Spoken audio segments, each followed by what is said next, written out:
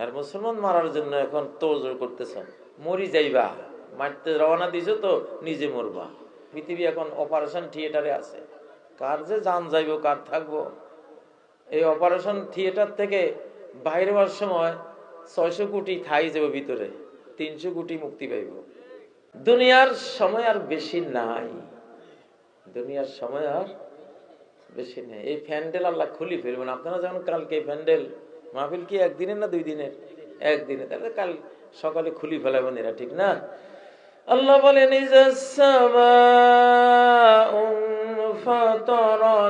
এই যে আকাশের সামিয়ানা, বিশাল আকাশ, তোমরা বান্দারা যখন আমার লা ইলাহা ইল্লাল্লাহ ওয়ালা, আমার কালেমা ওয়ালা, কোরআন ওয়ালা বান্দা বান্দিরা যেদিন চলে যাবে, আমার আকাশের সামিয়ানা আমি খুলি ফেলাম, এটা ভাঙ্গে যাবে। ইযাস সামাউ ফাতারাত, ইজা যখন সামাউ আকাশ, ইনফাতারাত চূর্ণ বিচূর্ণ হয়ে যাবে। মুমিনের অভাবে, কার অভাবে? মুমিনের অভাবে, ঈমানদারের অভাবে। আপনি হয়তো মনে মনে করতেছেন আমাদের এত দাম, আমরা না থাকলে আকাশ ভাঙ্গে যাবে। হ্যাঁ, এত দামই তো। আল্লাহ নবী বলেন লা তাকুমুস সাআতু হাত্তা লা ইউকালা ফিল আরদি লা ইলাহা ইল্লাল্লাহ। লা ইলাহা ইল্লাল্লাহ বললে ওয়ালা একটা মানুষ যদি পৃথিবীতে থাকে, ওই একটা মানুষের জন্য মহাকাশ ঠিক থাকবে, সূর্যের উদয় অস্ত ঠিক থাকবে, দিবারাতের আগমন প্রস্থান ঠিক থাকবে, সবকিছু ঠিক থাকবে। শুধু কয়টা লোকের জন্য? একটা লোকের জন্য। আর এই একটা লোক যেদিন চলে যাবে, সেদিন কিয়ামত কায়েম হয়ে যাবে, ফুল প্রস্তুতি হয়ে যাবে। কাফেররা খায় দুনিয়াতে মুমিনদের উসিলায়, কার উসিলায়? সিন্নি খাইলি মোল্লা চিনলি না। আমেরিকা খায় বাঙালিকে উসিলায়, জাপানে খায়, তারপরে অস্ট্রেলিয়ানরা খায়, ইউরোপিয়ানরা খায়, Putin, Xi Jinping, Trump, Modi, এরা সবাই খায় কার উসিলায়? এই আমাকে মুসলমানকে উসিলায়, কার উসিলায়? আর মুসলমান মারার জন্য এখন তোড়জোড় করতেছ, মরি যাইবা, মারতে রওনা দিছো তো নিজে মরবা। ফেরাউন তো মারার জন্য রওনা দিছিল, মুসা আলাইহিস সালামকে মাইরা পালাইবো আজকে। আজ মুসা আলাইহিস সালাম আর মুসা আলাইহিস সালামের গোষ্ঠী একটাও রাখতো না, সাফ, ঠিক না? হ্যাঁ, সে তো 10-12 লক্ষ আর্মেনিয়া ছুটছে কয়েকশো দুর্বল ইমানদারের পেছনে, নিয়ত হলো আজকে এগুলির যন্ত্রণায় আর ভালো লাগতেছে না। কয়টা মানুষ, এ কয়টা মারি ফেলাইলে কি আজকে সাফ করি ফেলানো। সে বুঝতেছে মারার জন্য যাইতেছে, আর আল্লাহ দেখতেছেন মরার জন্য যাইতেছে, ঠিক না? ঠিক না? ইতিহাস কি বলে? মরছে না মারছে? মরছে। এখন আবার পৃথিবী খুব সিরিয়াস একটা ক্রিটিক্যাল মুহূর্তে পৃথিবীটা আছে। এটা আমি গতকাল ওয়াজ করেছি, পৃথিবী এখন অপারেশন থিয়েটারে আছে, কার যে জান যাইব কার থাকবো।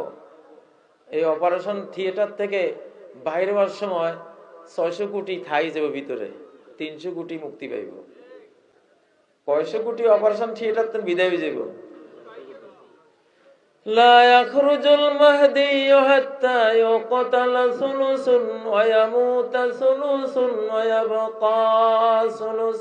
ইমাম মাহদি আসতেছে, এখন আল্লাহ তাআলা দুনিয়াটারে ধুইয়া দিব, সাফ করব, দুনিয়াটারে ওযু গোসল করাইবো আল্লাহ। আমরা সবাই দুনিয়ারে নাপাক করে ফেলেছি, বিড়ি খাইয়া, ইয়াবা, বাবা, সুদ, ঘুষ, হ্যাঁ, যত রকমের হারাম করি, জিনা, ব্যভিচার, গান বাজনা দিয়া নাপাক করে ফেলেছি আল্লাহর দুনিয়া নামক মসজিদটা। শরম লাগে না মুসলমান? মসজিদে হারাম কাজ করো, দুনিয়া তো মসজিদ। দুনিয়া কি? জয়লাত লিয়াল আরদু মসজিদান ওয়া তাহুরা।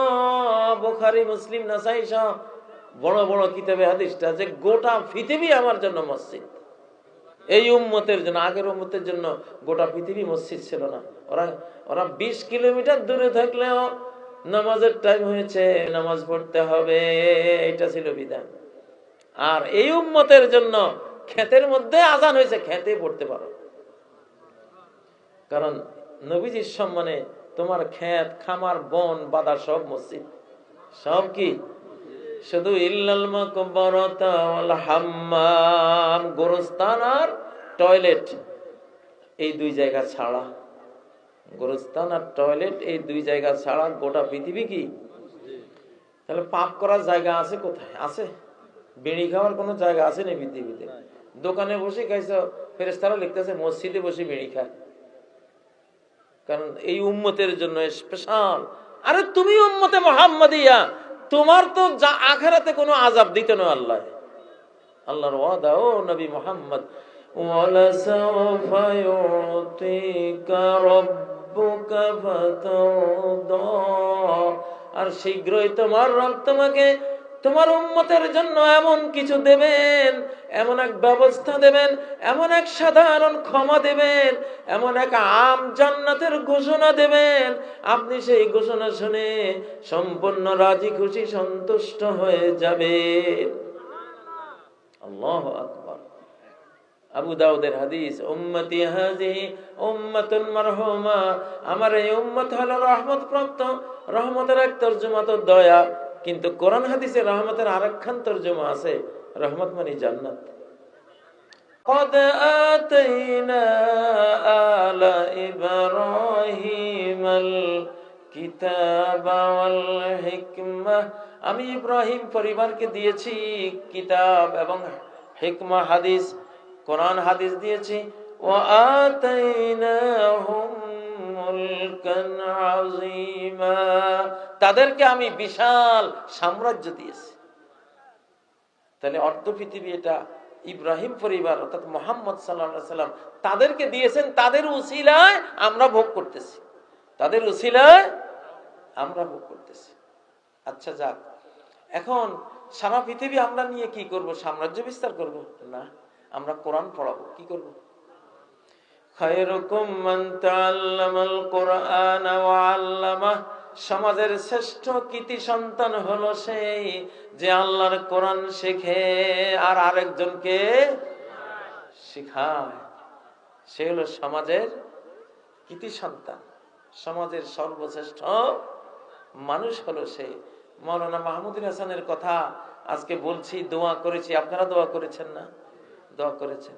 ওনার কি বৈশিষ্ট্য ছিল? উনি কি এমপি মন্ত্রী ছিলেন? না, তার চেয়েও বড় ছিলেন, তার চেয়েও বড় ছিলেন। কি ছিলেন? কোরআনওয়ালা ছিলেন। কোরআনওয়ালা থাকার কারণে মসজিদ এই মাদ্রাসা করে গেছেন, এবং সেই জন্য আমরা কোরআনকে ভালোবাসার কারণে তার জন্য দোয়া আজকে করেছি।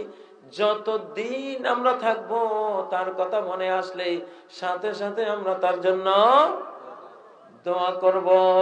ঠিক না বে ঠিক? ও ভাইয়েরা, কোরআন যদি আজ থেকে 1450 বছর আগে না আসতো, এই পৃথিবী বসবাসের যোগ্য থাকতো না। আজকে যে মানবাধিকার সংস্থা সব কোরআন থেকে নেওয়া। কোত্থেকে নেওয়া? হক্কুল ইবাদ নামটা শুনছেন? নোয়াখালীর মানুষ, লক্ষ্মীপুরের মানুষ, হক্কুল ইবাদ, বান্দার হক, এটাকে বলে হিউম্যান রাইটস। ইংরেজিতে কইলে কি?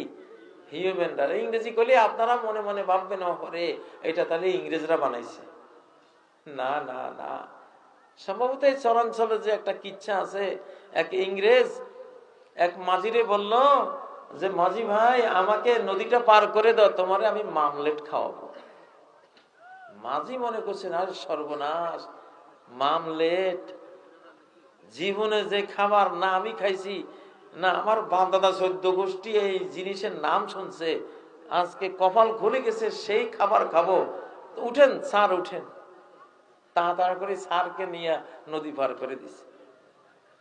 স্যার নদী পার হয়ে ওই রিক্সা কিনা নৌকাওয়ালারে একটা দোকানে নিয়ে একটা ডিমের অর্ডার দিয়ে পকেট থেকে 5 পাই না 10 পাই দিয়ে চলে গেছে।